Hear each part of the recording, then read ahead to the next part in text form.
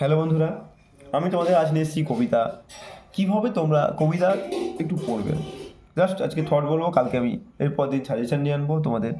তো অলরেডি আমাদের এই চ্যানেলে গল্প থেকে ক্লাস 10 মাধ্যমিকের সাজেশান পোস্ট হয়ে গেছে। আজকে আমি মাধ্যমিকের 2026-এর কবিতা নিয়ে এসেছি। ওখানে পুরো পুরো বুঝিয়ে দেওয়া আছে যে কীভাবে তোমরা গল্প থেকে অ্যাটেন্ড করবো, কী অ্যাটেন্ড করবো, কী কী কোশ্চেন পড়বো, কীভাবে পড়লে ভালো হবে, সবই দেওয়া আছে।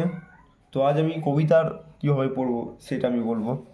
আমাদের কবিতা আছে অশোকী একজন, আরও আছে আয় আরও বেঁধে বেঁধে থাকি, আছে আফ্রিকা, আছে অভিষেক, আছে প্রলয়োল্লাস, আছে সিন্ধু তীরে।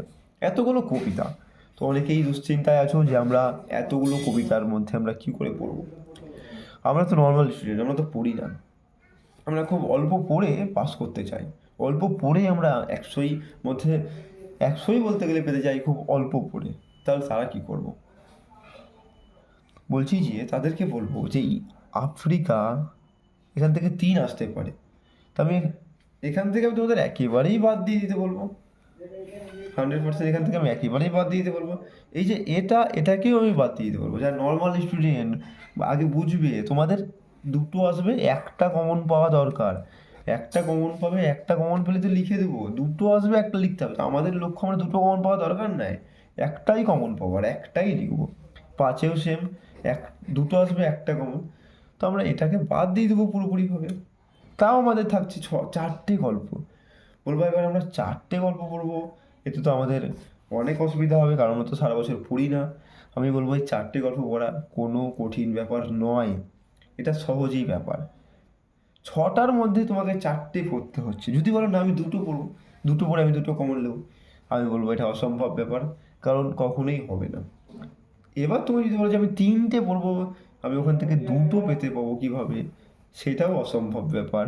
কারণ আমরা জানি দুটো আসবে, তো আমরা আগেই একটা 3 বাদ দিয়ে দিয়েছি।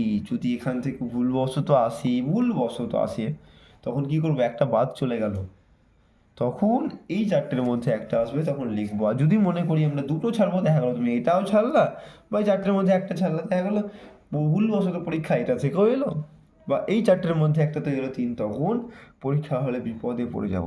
তাই ওরকম করলে হবে না। আবার তুমি যদি বলো 5 মার্কের জন্য আমি 3টে পড়বো দাদা, তাহলে আমি বলবো হ্যাঁ 5 মার্কের জন্য 3টে পড়তে পারো, তবে 3 মার্কের জন্য আমি বলবো 4টেই পড়তে তোমাদের কবিতা। অশোকী একজন, এখান থেকে 3 ও 5 দুটোই আসার সম্ভাবনা আছে। দুটোই আমি দেবো, দুটোরই কোশ্চেন আমি যা কোশ্চেন দেবো, এবং আমি যা বিষয়ভিত্তিক ধরে বুঝিয়ে দেবো। কেউ যদি কোশ্চেন না পড়ে, আমার কোশ্চেনগুলো দেখবে আর বিষয়ভিত্তিক ধরে বুঝিয়ে দেবো। আমি কোশ্চেনগুলো কোন কোশ্চেন কীভাবে লিখবে সব বলে দেবো, তাহলেই দেখবে তোমরা যে কোনো কোশ্চেন লিখতে পারবে। কিন্তু আমার ওই বিষয়ভিত্তিক ক্লাসটা বুঝতে হবে। আমি দিয়ে দেবো, চাপ নেই তোমাদের। তার আগে তোমরা কমেন্টে জানাও যে আমি বিষয়ভিত্তিক ক্লাসটা দিব কি দেবো না। যদি বলো তো দেবো, আর যদি না বলো দেবো না। 1 নম্বর আছে অশোকী একজন, এখান থেকে 3-5 দুটোই আসবে, তো আমাদের এখান থেকে করবো আমরা। এই কবিতা খুবই সহজ আছে, অশোকী একজন কবিতা। আফ্রিকাটাও সহজ, তো আমি আফ্রিকাটাও করিয়ে দেবো, আমি 5টা পড়িয়ে দেবো তোমাদের। কবিতা 5টাই সহজ। আয় আরও বেঁধে বেঁধে এটা আরও সহজ। আমি বলবো অশোকী একজন, আয় আরও বেঁধে বেঁধে থাকি, আর প্রয়াল্লাস যদি যারও কার কঠিন মনে হবে তো বলবো সিন্ধু তীরে, যদি মনে করো। 3টে কবিতাকে যদি মনে করো ভালো করে পড়বো, আশা করছি 5 কমন পেয়ে যাবে, 3ও পেয়ে যেতে পারো। যদি ভুলবশত প্রলয়োল্লাস থেকে আর অভিষেক থেকে না, আফ্রিকা থেকে না আসে, দুটোই কমন পেয়ে যেতে পারো, আবার একটাও নাও পেতে পারো। সেজন্য বলবো আর একটা যোগ দিয়ে দেবো 3 মার্কের জন্য। আমি 4টে কবিতাকে 5টাই বিষয়ভিত্তিক ধরে বলে দেবো, কিন্তু কোশ্চেন তোমরা 3টা থেকে বা 4টা থেকে করবে, দেখবে কমন পেয়ে যাবে।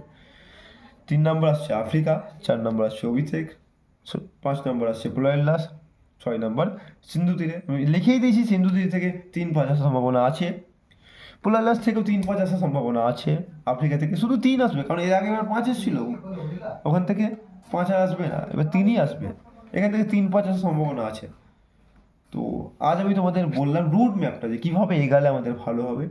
এরপর ক্লাসে আসছে তোমাদের কোশ্চেন্স, তোমরা রেডি থাকো কোশ্চেন্স দেখার জন্য। আর তারপরে ক্লাসেই আসবে ঠিক বিষয়ভিত্তিক ধরে আলোচনা। তোমাদের টেস্ট পরীক্ষার আগে সব সাজেশান এবং বিষয়ভিত্তিক আলোচনা করে দেবো।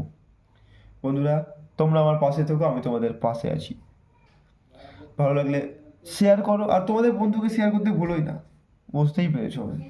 কারণ শেয়ার করলে তোমারও লাভ আছে এবং তোমার বন্ধুদেরও ভালো হবে।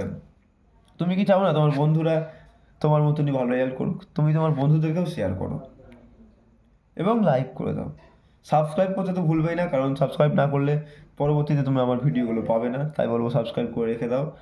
তো আজকের মতন এখানেই বাই। নেক্সট ক্লাসে আলোচনা হচ্ছে কবিতার কোশ্চেন্স।